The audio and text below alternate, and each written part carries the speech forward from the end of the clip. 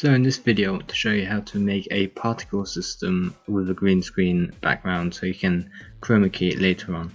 So I'm currently using Blender 2.92 beta, but you can use whatever version you want. So I'm from 2.8 upwards, you'll be able to follow. So let's just go and delete the default cube. Now for this you want to have a add-on enabled called import images as planes. So you just search plane, make sure you have this add-on enabled. It's super important if you don't already have enabled. Now we can add our images. We go into the image, we can find a new import images as planes. Click that, select the images you want. I have mine here. Now we can use shadeless because you don't need any shaders, so light won't affect it. So when you put different lighting settings it won't affect it at all. And now as you can see it's grey, so you need to enable look dev mode.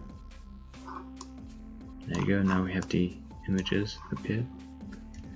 I'm gonna go G and Z to move down on the Z axis, and we're gonna lock off our camera by pressing Alt R and Alt J.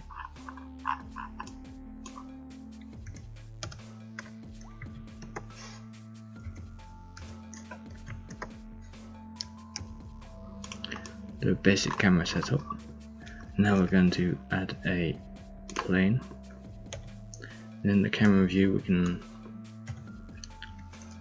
set it up to be just above the camera and scale it so it fits the camera view just above the camera view.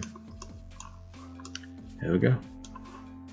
Now let's go to the particle setting tab, add new particle system, set the number of particles to about 400. Make sure you have the start and end frame you want, and augment the lifetime to about 120.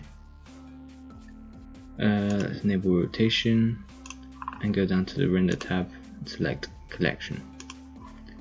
Now I'm gonna select these sprites, these images, press M on the keyboard and create new particle collection, new collection, and you can rename it to whatever you want. Yeah.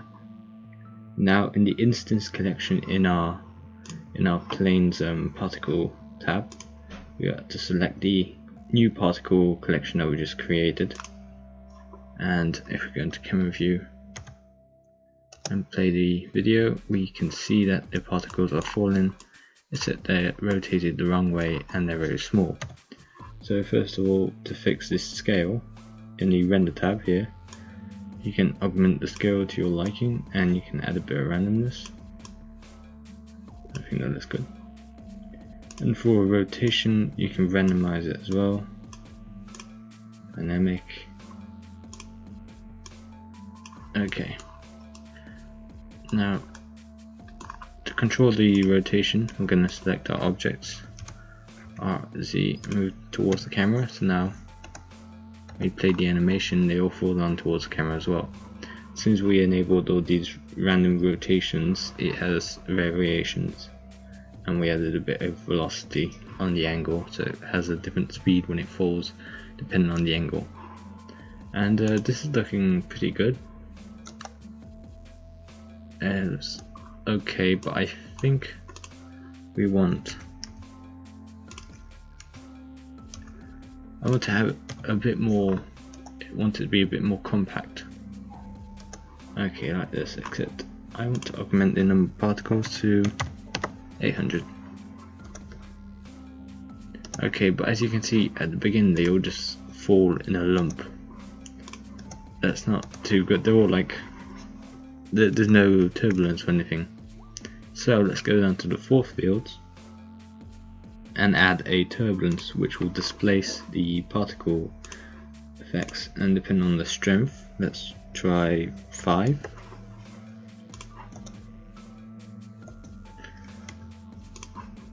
Maybe something a bit higher, 25. So you can really tell the difference it's making now. It adds chaos to your scene. And I think we're going to augment the flow value to 2.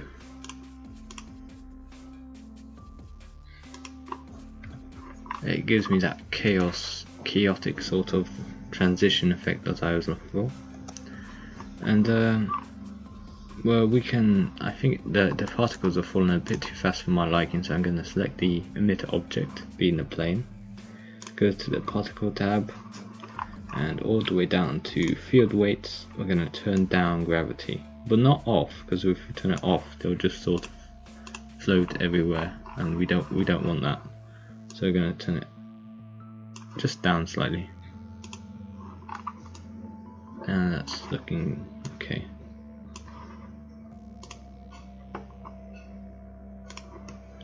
You can also use like money, that'll work really well for this situation. For some reason I'm using phones, don't ask me why. By the way, all these images were found on pixabay.com. You can go grab them for yourself. They're completely free and can be used for commercial purposes. You can, yeah, it's looking good. Okay, let's set up the render. I'm going to create a green screen video. So we're going to turn on screen spatial reflections and ambient occlusion. In fact, no, we're not, because there's no point, because they're shadeless. And I'm going to use cycles, GPU, adaptive sampling,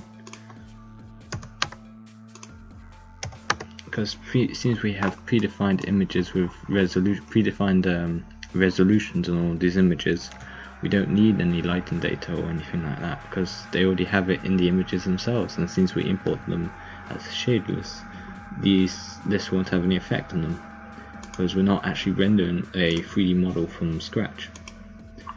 So let's set up the render and set it to perceptually lossless. Choose an output directory. I'm going to go in videos. I'm going to try type in phone, and we need to enable film. Here we go, film. And now you can see if you render this out right now, here, it's got a transparent background. Let's also augment the resolution to 4K. No, not that one, that one. That's looking better. Yeah, I like it. And now we can go to the compositing tab to add the green screen. Shift A, type in alpha over. We select it. We put the node into the bottom input. Now we can click on this color, and we can try to select a sort of color. In fact, let's add a viewer node by Control-Shift clicking on the alpha over. Let's fit it in, and as you can see, it's not looking too bad, except it's not accurate. So let's go to the RGB tab and use it. Oh yeah, it's pretty accurate actually. You can see I did a pretty good job of it at the first time. As you can see now, it's a pure green. So we can go to the render tab and click Control